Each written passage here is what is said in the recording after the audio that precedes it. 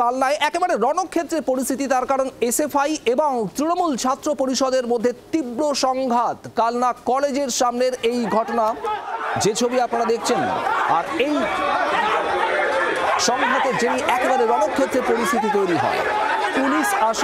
Police এসে পরিস্থিতি নিয়ন্ত্রণে আনে।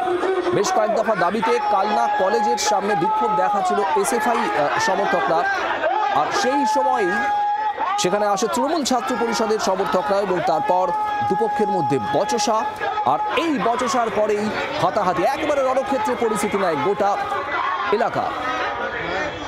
সঞ্জয় রাজবংশী আমাদের প্রতিনিধি রয়েছেন আমাদের সঙ্গে। সঞ্জয়, ঠিক কি পরিস্থিতি এই মুহূর্তে এবং কি থেকে এত হাতাহাতি বচসা? দেখো, বিভিন্ন দফা দাবি নিয়ে কলেজ ফি এবং নিরাপত্তার দাবিতে, ছাত্রছাত্রীদের নিরাপত্তার দাবিতে এবং বহিরাগতদের আটকানো সহ বিভিন্ন দাবিতে কালনা কলেজের এসএফআই তারা একটা ডেপুটেশন দেয় প্রথম মহকুমা শাসককে।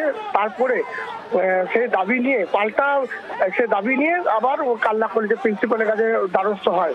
কিন্তু দেখা যায় তৃণমূল ছাত্র পরিষদ এবং এসএফআই দুজনের মুখোমুখি হয়ে পড়ে কালনা কলেজের মূল গেটে। দুজনের মধ্যে বচসা। তৃণমূল ছাত্র পরিষদের দাবি হচ্ছে তারা বহিরাগত, তারা কেউ কলেজের ছাত্রছাত্রী নয়। কিন্তু পাল্টা এসএফআই দাবি হচ্ছে যে যারা আমাদের আটকাছে তারাও কালনা কলেজের ছাত্রছাত্রী নয়, তারা হচ্ছে বহিরাগত, তারা অনেকদিন আগে পাস আউট হয়ে গেছে। এবং কলেজের ঢোকা নিয়ে প্রিন্সিপালের কাছে যে অভিযোগ দিতে যাবে, সে ঢোকা নিয়ে বচসা বেঁধে যায়। বচসার পর উভয় পক্ষের মধ্যে হাতাহাতি হয় এবং ওখানে বিশাল কালনা থানা পুলিশ বাহিনী ছিল, সেই পুলিশ বাহিনী উভয় পক্ষকে আটকায় যাতে বড়সড় ঘটনা না ঘটে। ধন্যবাদ। সঞ্জয় রাজবংশী আমাদের প্রতিনিধি ছিলেন টেলিফোনে।